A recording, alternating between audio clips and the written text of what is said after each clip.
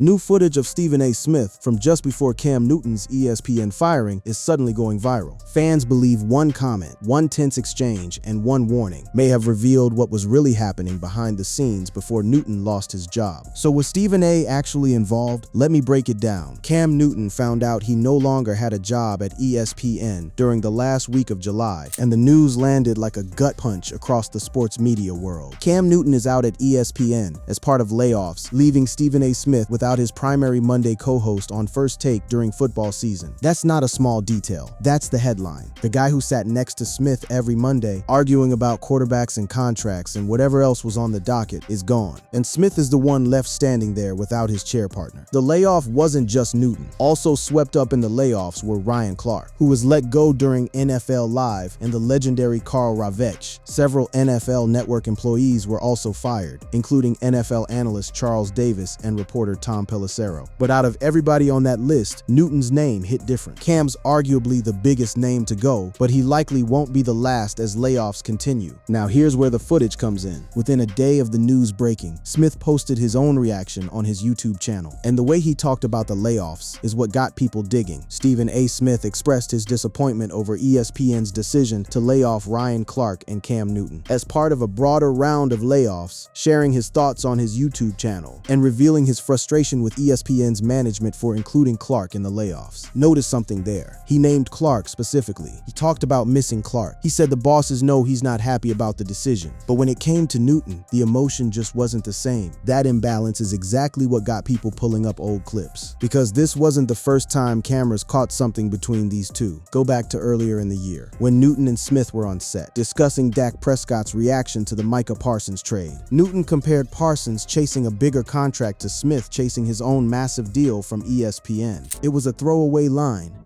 the kind of comparison that happens on debate shows every single day, except Smith didn't take it that way. Smith responded with, "No problem. There's plenty of people throughout ESPN's history I have helped get theirs. Anybody who would dare question what the hell I just said to you on national TV better beware." Watch the clip and it doesn't look like a joke, it looks like a warning. And people online noticed the specific wording. "I have helped get theirs," like Smith was reminding everybody in the room exactly who has the power to make or break a career at that desk.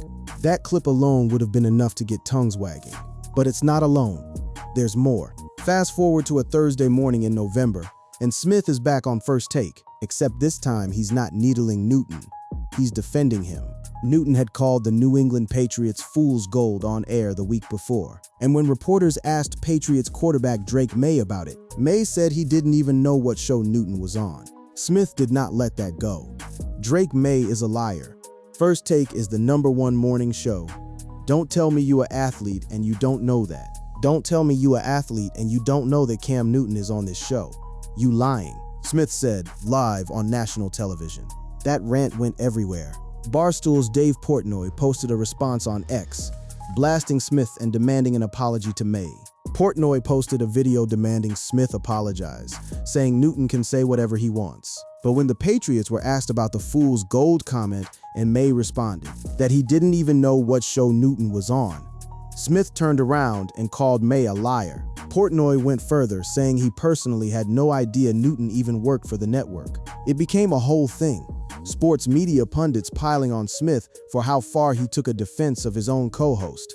So on paper, that clip should read as Smith standing up for Newton.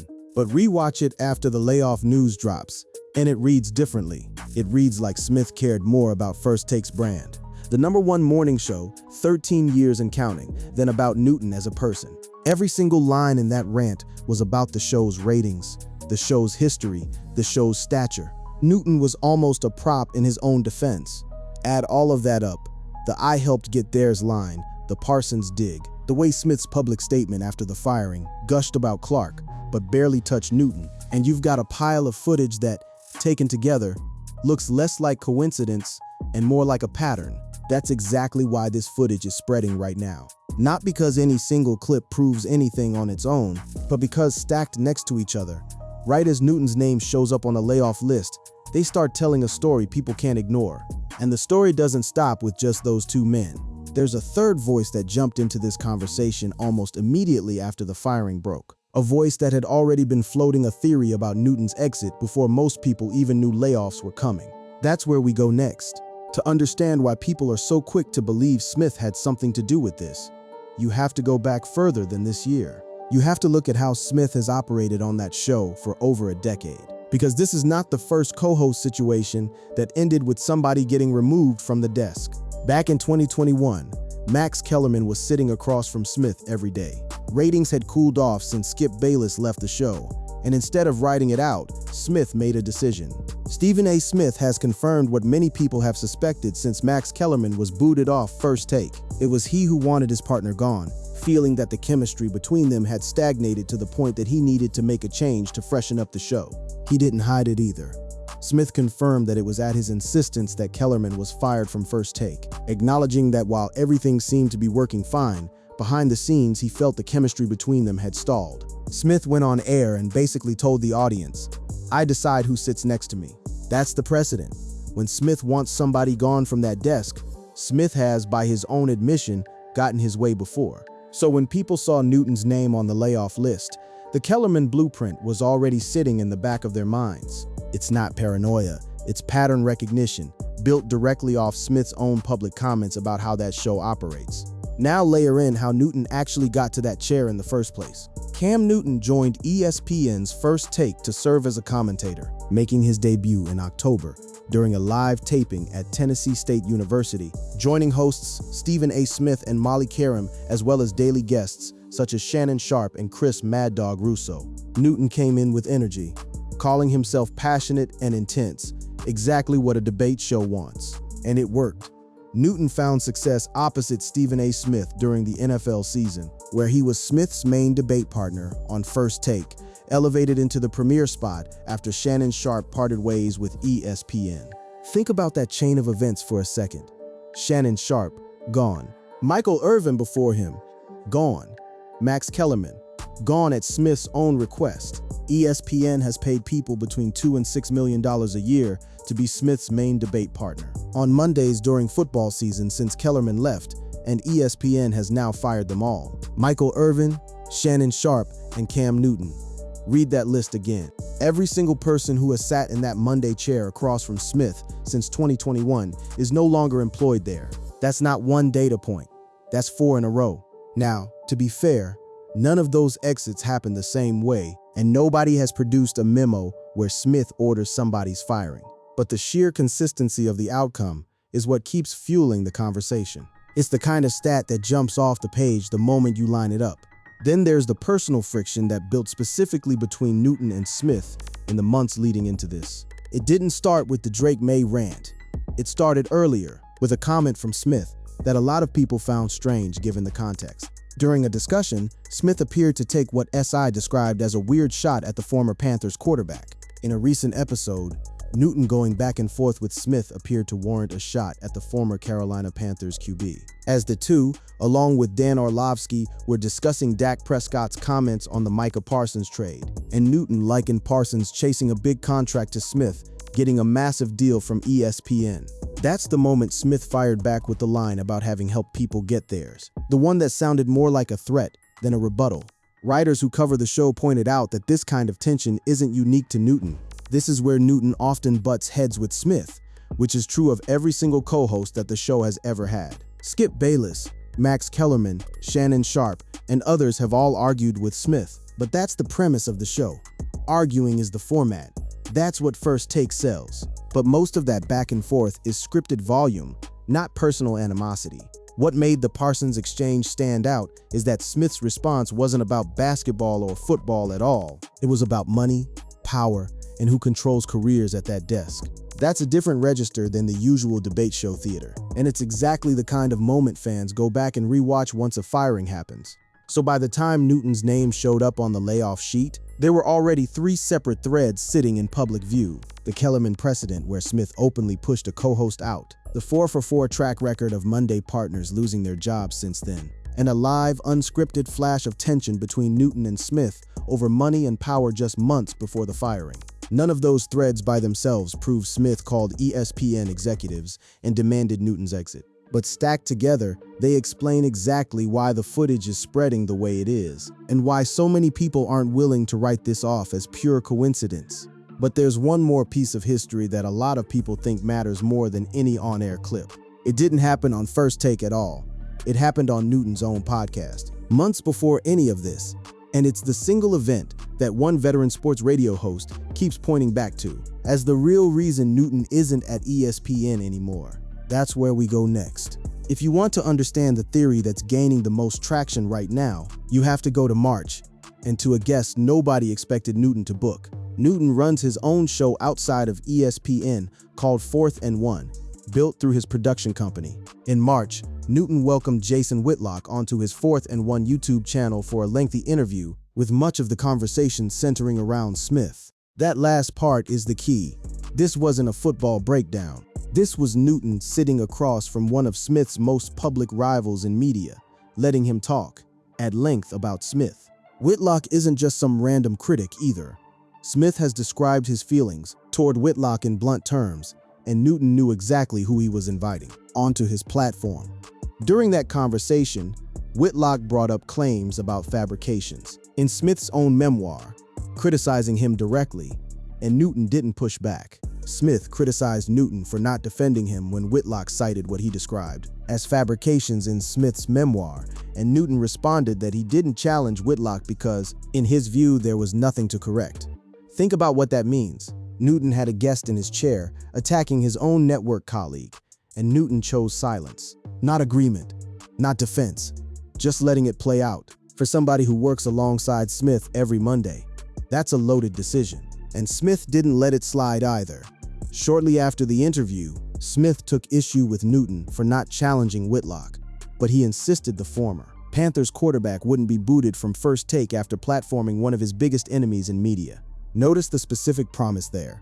Smith went out of his way to publicly say Newton's job was safe, which is exactly why, months later, when Newton's job turned out to not be safe at all, people started connecting the dots. Enter Rob Parker. The Fox Sports radio host has been in sports media long enough to know how these shows actually operate behind the curtain, and he wasn't buying the idea that this was a clean coincidence. Cam Newton was let go by ESPN in the company's latest round of layoffs, and Rob Parker wonders if Jason Whitlock was the reason. Parker didn't tiptoe around it either. "I was shocked that went unchecked," Parker said of Whitlock's comment during that podcast appearance. He made clear that if he were in Newton's seat, he wouldn't have handled it the same way. Parker said, "The idea that you would even entertain Jason is something that you would have to really think about, the beef between Jason and Stephen A, and yet you still have him on," framing it as something deeply personal rather than a simple booking decision. That's the theory in its most direct form. Not that Smith picked up a phone and ordered a firing, but that Newton, by giving a platform to someone Smith openly despises and then declining to defend Smith when it mattered, created exactly the kind of friction that makes an executive's decision easier when budget season comes around. Parker even drew a comparison to how this network is handled. Tension before, pointing back to the precedent Smith set 5 years earlier. 5 years ago, ESPN gave Smith the power to boot Max Kellerman from First Take. In favor of a rotating cast of analysts and debate partners, Parker noted, tying the Whitlock fallout directly to that same track record of Smith's influence over who stays and who goes. And Newton wasn't just controversial with the Whitlock booking. His media career on and off ESPN had been packed with moments that put him in headlines. For reasons that had nothing to do with football analysis, Cam Newton has been a lightning rod. In his nascent media career, both on ESPN and on his own 4th and 1 podcast, and the former Carolina Panthers star was no stranger to controversy and polarizing comments. There was the ongoing back and forth with Patriots quarterback Drake May that ran through the entire back half of the season. During the season, he was at the center of a very strange vendetta that First Take had with Patriots quarterback Drake May. There were comments in February that drew heavy criticism.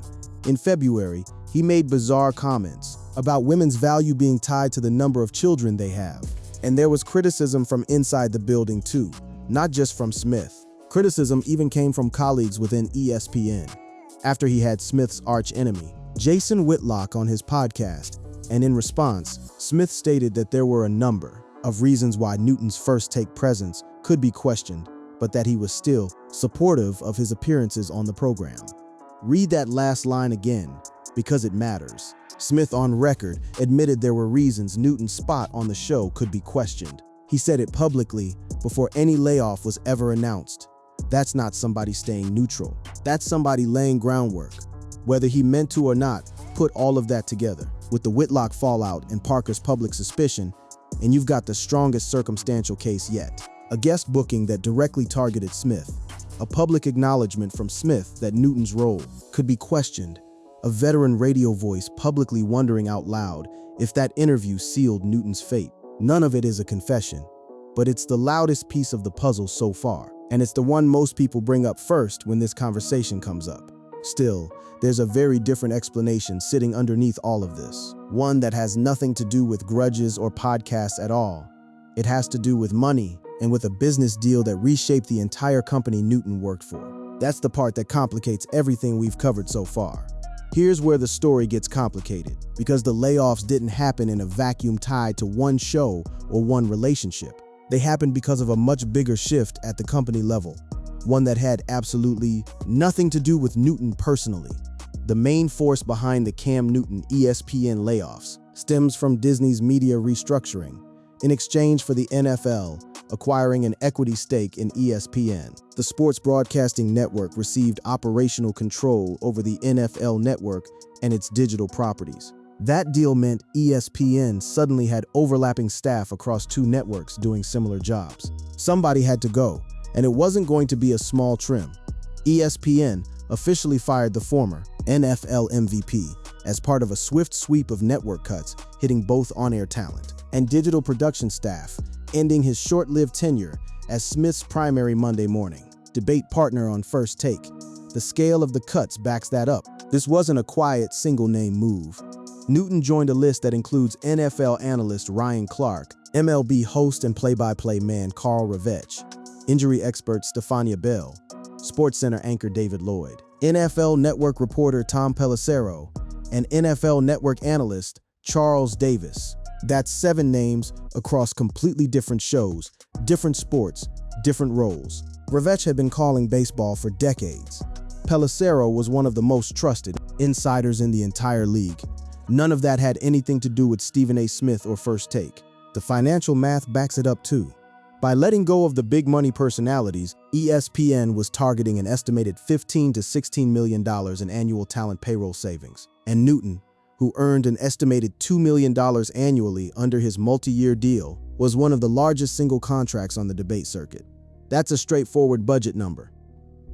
Executives look at a spreadsheet, see a name attached to a large salary inside a show that airs opposite live sports competition, and that name becomes a target regardless of how well he's liked by his co-host. ESPN's own leadership framed it that way publicly too. ESPN chairman Jimmy Pitaro told employees that most of the current job impacts were tied to the integration of assets acquired from the NFL, though he acknowledged that positions elsewhere in the company would also be eliminated with the restructuring, affecting a collection of prominent broadcasters and reporters, including Ravech, Lloyd, Bell, and Pelissero. That's about as official as it gets.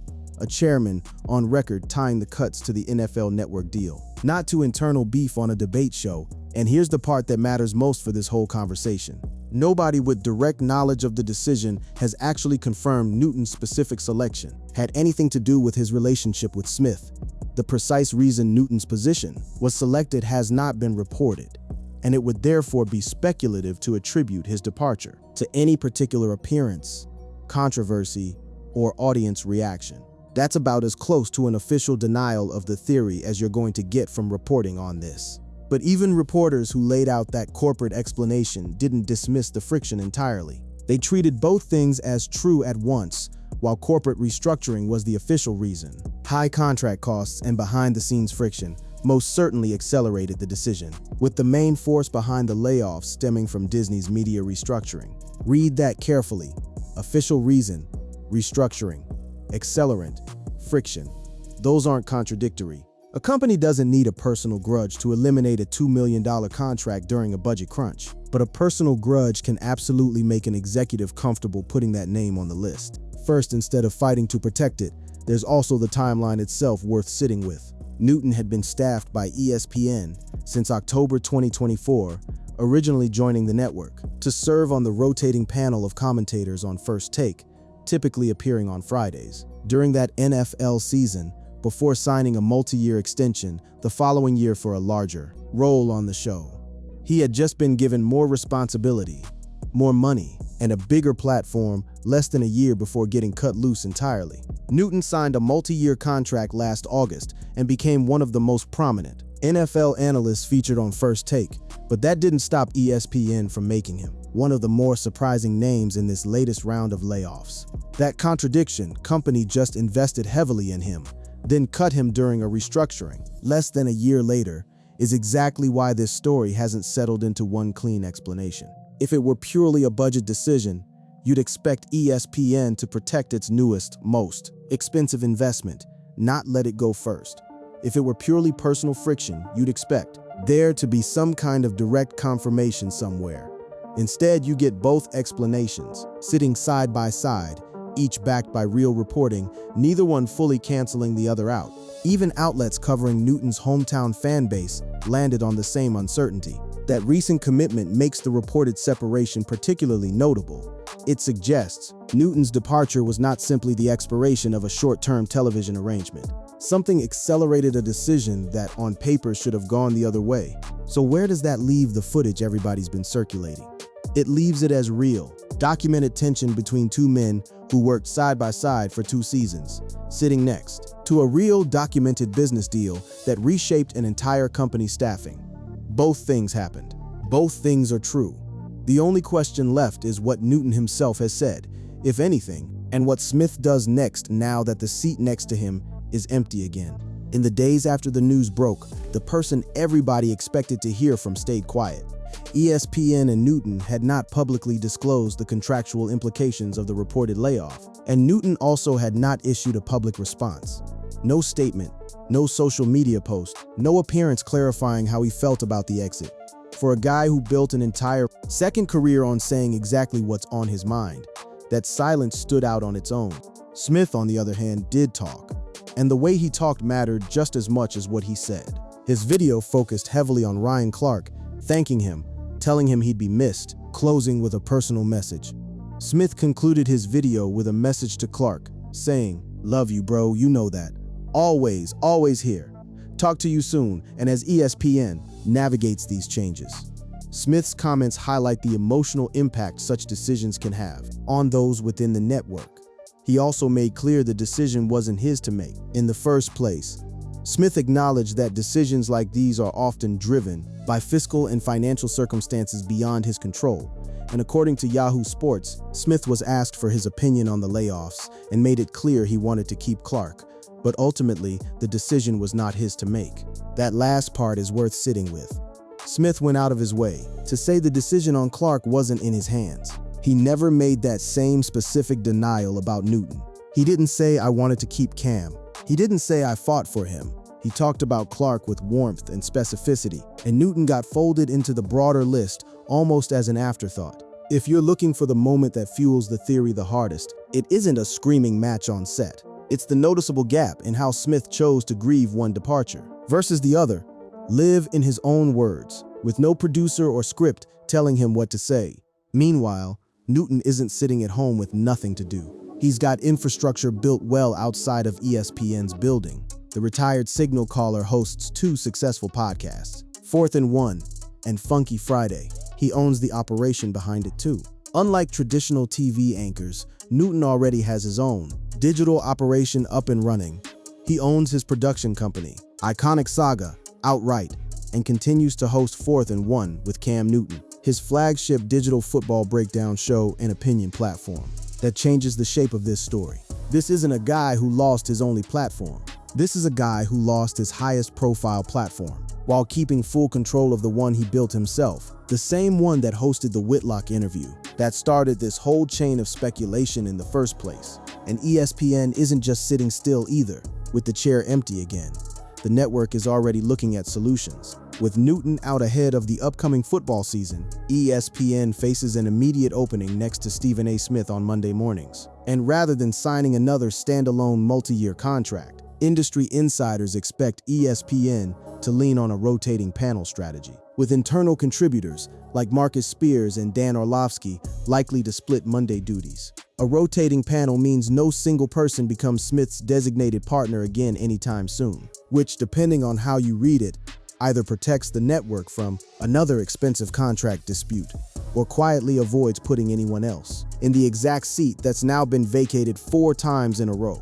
So where does all of this actually land? Newton was one of 7 names cut loose in a restructuring, tied to a real corporate deal between ESPN and the NFL, a deal with actual dollar figures and actual chairman-level statements behind it. That part is documented at the same time.